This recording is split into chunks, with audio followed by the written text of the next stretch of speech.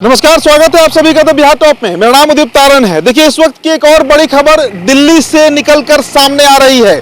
तस्वीर मंगल पांडे और चिराग पासवान की है। जो खबरें आ रही हैं, जो विश्वस्त सूत्र इस बात की अब पुष्टि करने लगे हैं कि सीट शेयरिंग का मामला बीजेपी ने सुलझा लिया है, लेकिन इसमें बीजेपी के ही एक सहयोगी दल की कुर्बानी देनी पड़ रही है। देखिए, चिराग पासवान बीजेपी के लिए जरूरी है, ना सिर्फ जरूरी है बल्कि वोट बैंक के दृष्टिकोण से एक बड़े नेता है बिहार में, और इस बात को बीजेपी अच्छे से जानती है, समझती है, और यही कारण है कि चिराग पासवान एनडीए में बने रहे।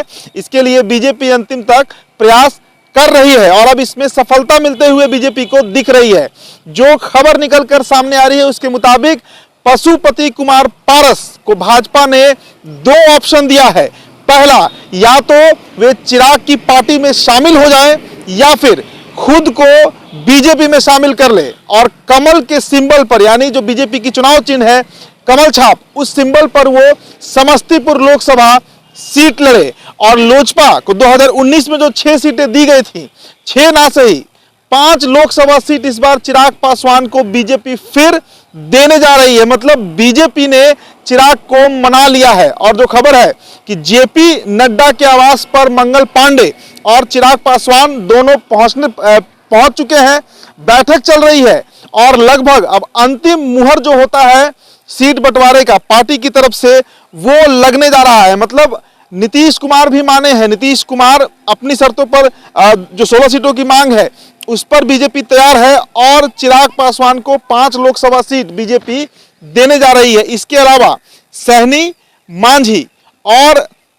उपेंद्र कुशवाहा को एक एक लोकसभा सीट देकर बीजेपी ने निपटा दिया है। मतलब आप समझिए, 17 सीटों पर बीजेपी, 16 सीटों पर जनता दल यूनाइटेड और 5 सीटों पर चिराग पासवान की पार्टी। लेकिन बावजूद इसके मुकेश सहनी और जीतन राम मांझी, साथ ही साथ उपेंद्र कुशवाहा को अगर एक एक सीट भी दिया जाए तो जेडीयू को एक सीट पर एडजस्ट करना ही पड़ेगा। और वही अब अंतिम पेज जो है वो एनडीए के सीट बंटवारे में फंसा हुआ है। लेकिन चिराग पासवान मान गए हैं। ये सबसे बड़ी और खुशी की खबर बीजेपी के लिए होगी, क्योंकि बीजेपी के लिए सरदर्द ये मुद्दा बन चुका था। पूरा जो मीडिया लॉबी है वो भी कंफ्यूजन में था, तरह तरह की खबरें निकलकर सामने आ रही थी। स्पष्ट नहीं हो पा रहा था कि दरअसल चिराग पासवान करेंगे क्या, चिराग पासवान रहेंगे क्या। अगर वो महागठबंधन के साथ जाते तो इसमें कहीं दो राय नहीं था कि एक बड़ा डैमेज बीजेपी को होता। बीजेपी को करीब 7-8 लोकसभा सीटें ऐसी होती जहां पर चिराग बड़ा डैमेज पहुंचाने में सक्षम है, और सक्षम वो जो परिणाम होता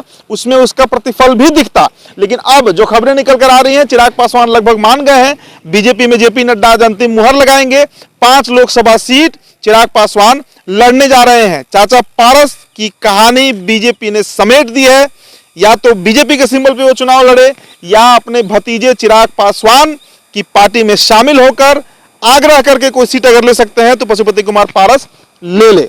फिलहाल इस खबर में इतना ही। बहुत बहुत शुक्रिया।